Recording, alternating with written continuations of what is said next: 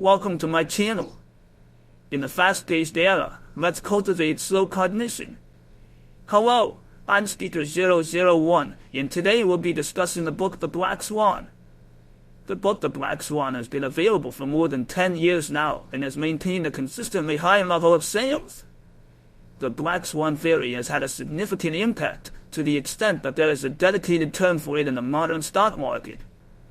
A black swan refers to unexpected and major events that have a disruptive impact on the entire market or society as a whole. For example, the 2008 financial crisis and the Swan earthquake were events that no one could predict, but when they occurred, they had a profound effect, affecting nearly everyone and even completely upending many industries. The author of this book is Nassim Nicholas Taleb, who has been involved in securities trading for many years.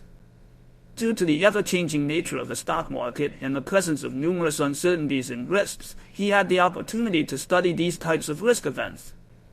Many people interpret the Black Swan as a reminder to pay attention to low probability events, but in doing so, they overlook the essence of the book.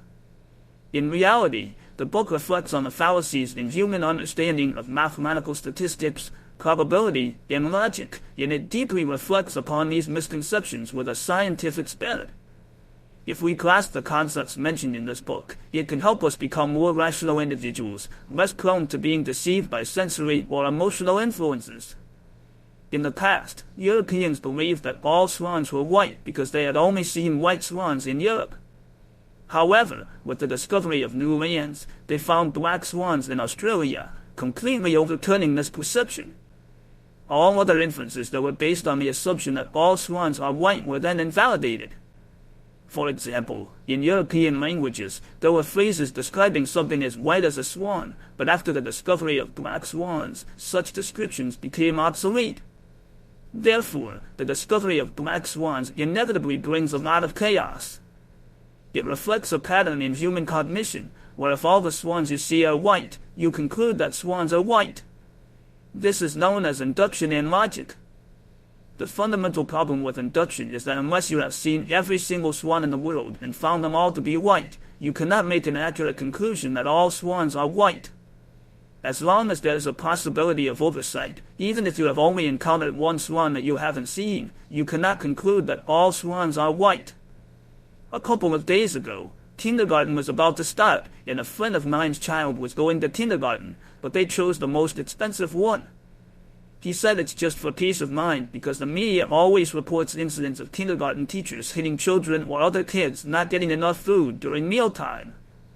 So, he didn't dare to send his child to a particularly cheap kindergarten. I asked him, "Do you believe these media reports?" He replied, "Look at my neighbor's child. They come home every night saying they didn't get enough food, and the parents believe it's because the teachers mistreat the children and don't let them eat enough during lunchtime." My friend's thinking logic is based on inductive reasoning. He frequently sees on TV news or the internet about certain kindergarten teachers mistreating children, and after seeing it repeatedly, he concludes that kindergartens often mistreat children. In order to find psychological comfort, he is willing to pay several times the price to enroll his child in an extremely expensive kindergarten, which is also far away. There's a saying in the news media industry to describe news: a dog biting a man is not news, a man biting a dog is news. Only when reporting something extremely unusual can it attract people's curiosity. So, whatever is reported by the media is definitely not the norm in society. Many people around us are misled into thinking that all kindergartens mistreat children. This is a generalization they make after seeing it too often, but this generalization often disconnects from the real world. The problem with inductive reasoning is that it tends to be storytelling.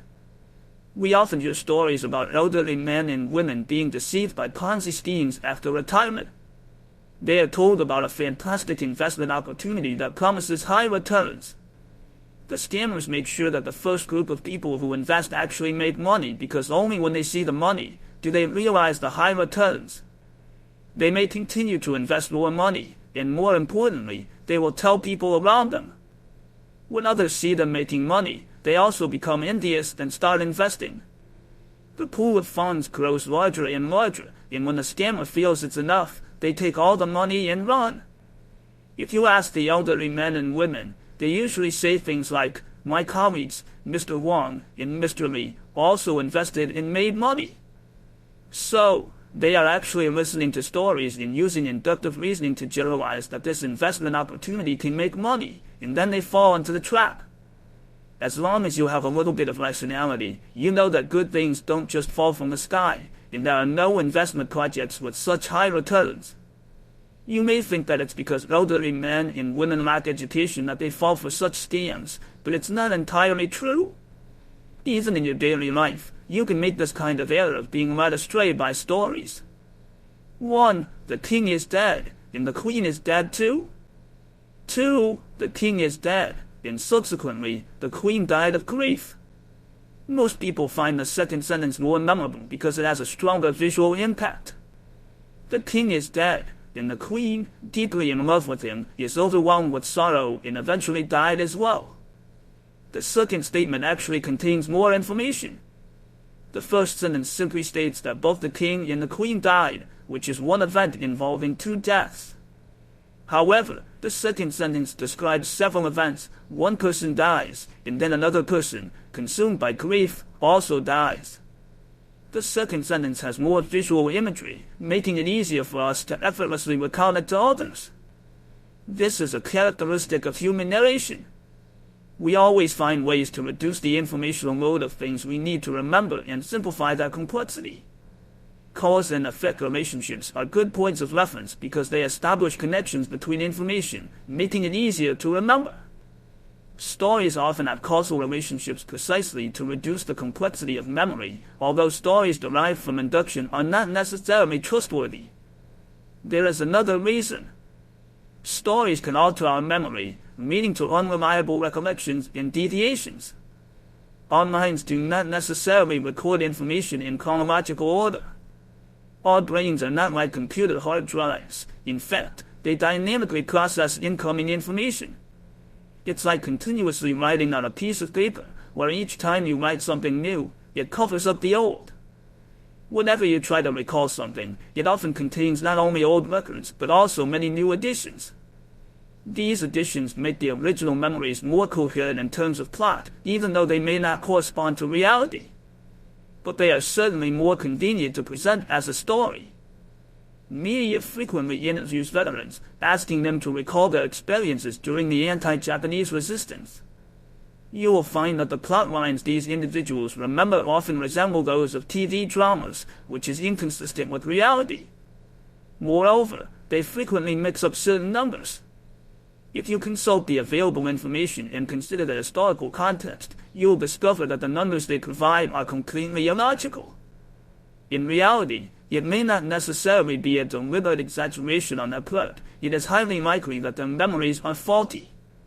After all, several decades have passed, and these memories have been processed many times, incorporating too many additional elements into the narrative. The storyline is very smooth and logical, and they themselves feel that there is nothing wrong with it. Narratives that adopt a storytelling approach often sound very plausible, but in reality, the likelihood of their occurrence is very low. Humans naturally lack a strong sense of probability. Instead, we are particularly sensitive to the narrative aspect. There is a psychological experiment that asks you to determine which of the following two statements has a higher probability of occurring. 1. A major flood occurred in a certain part of the United States, resulting in the deaths of over 1,000 people.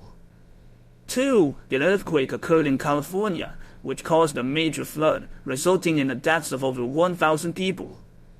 Most people believe that the second scenario has a higher probability, but in reality, the first statement must have a higher probability.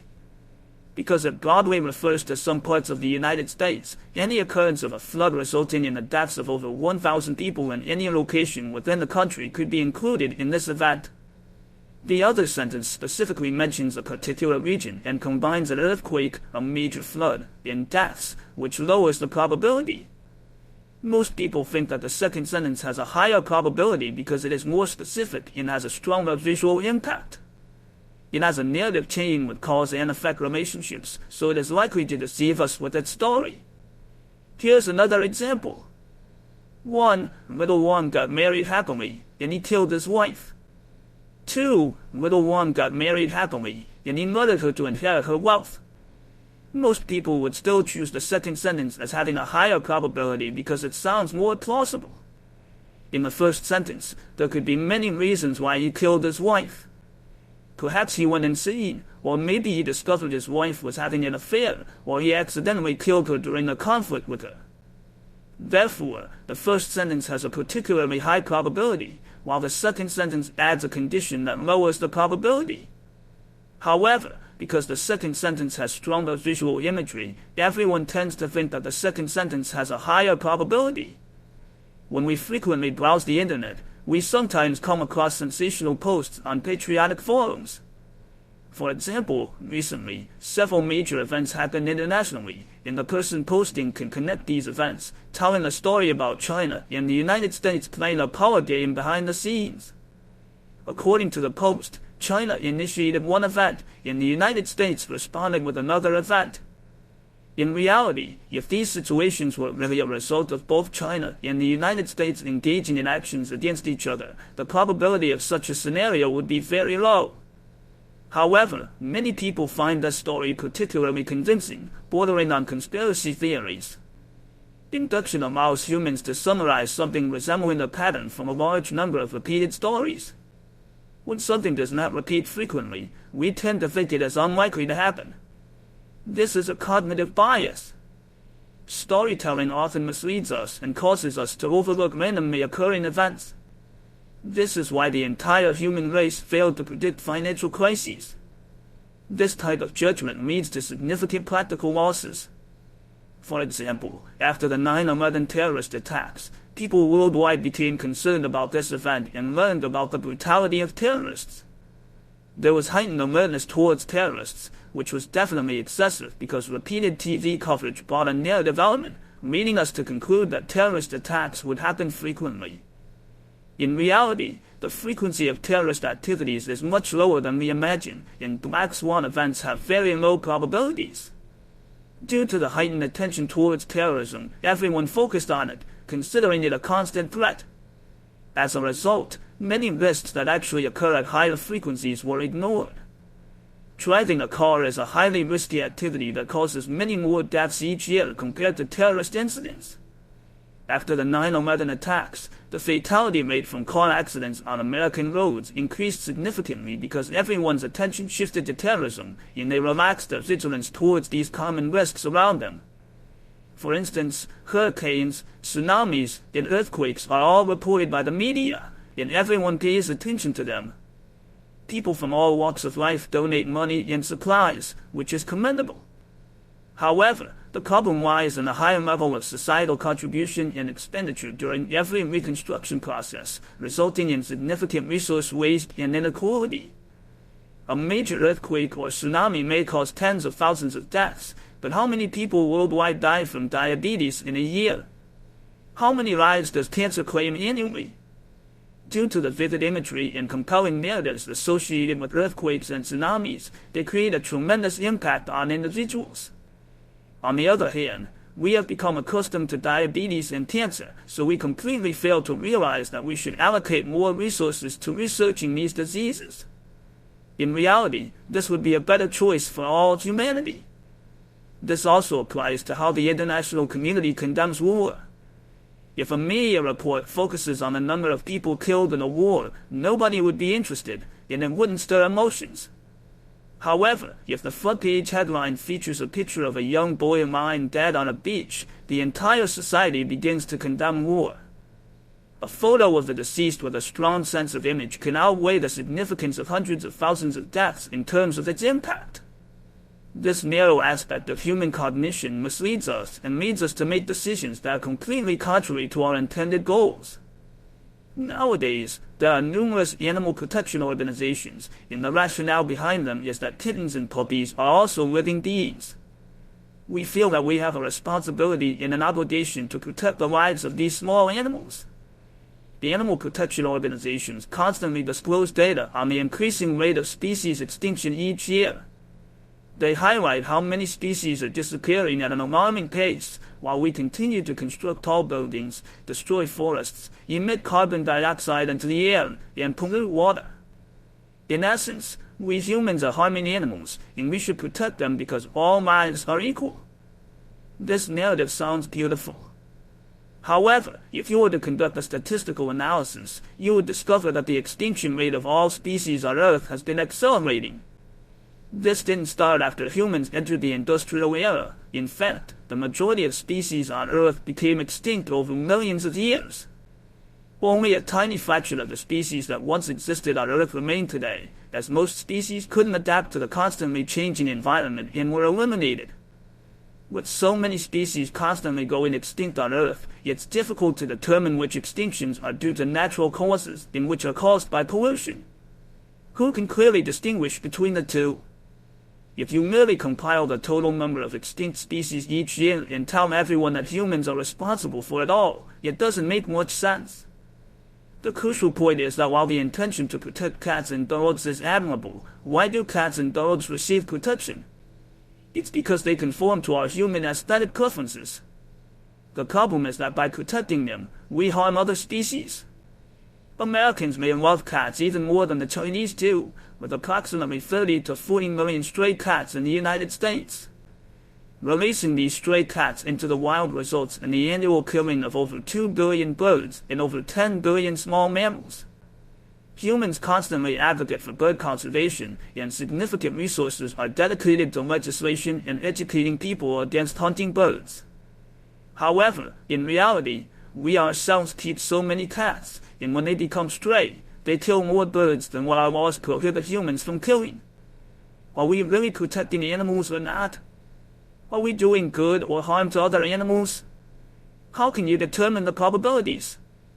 Videos of killing cats and dogs spread online and have a strong visual impact, leading people to believe that those who kill cats and dogs lack humanity.